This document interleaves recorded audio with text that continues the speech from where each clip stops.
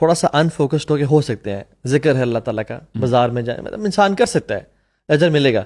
لیکن دعا ایک اسپیشل عمل ہے کہ غافل دل سے وہ قبول نہیں ہوگا. اس کی وجہ یہ میں بتاتا ہوں, ایک چیز ہے تھوڑی سی اسٹیبلش کرنی پڑتی ہے. فار ایگزامپل سورہ فاتحہ پڑھتے ہیں جس میں اللہ نے دعویٰ کیا پہلے الحمدللہ رب العالمین کہ میں جو ہے تمام تعریفیں کس کے لیے, میرے لیے. پھر آگے دعوے کی 3 دلیلیں دی, تو بہت بڑی دلیلیں, مطلب کہ الرحمن ہوں, الرحیم ہوں اور مالک یوم الدین. ٹھیک ہے نا.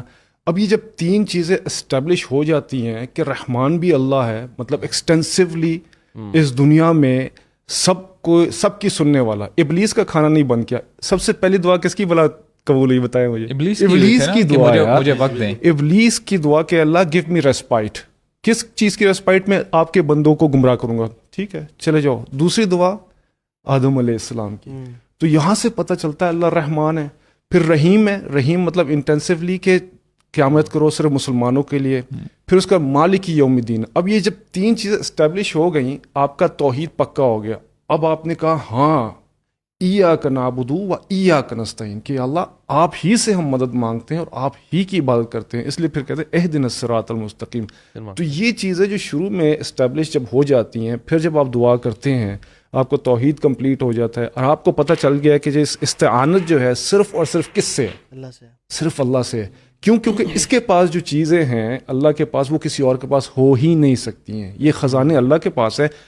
میں کسی اور در پہ جا کے غلط جگہ پہ جا کے مانگ رہا ہوں.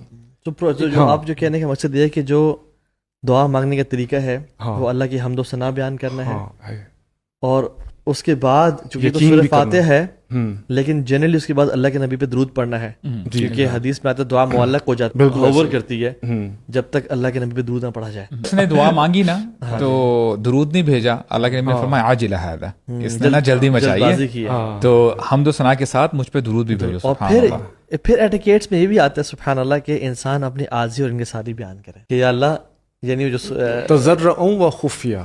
تضرع مطلب گڑ گڑا میرے آگے, ہیوملٹی کے ساتھ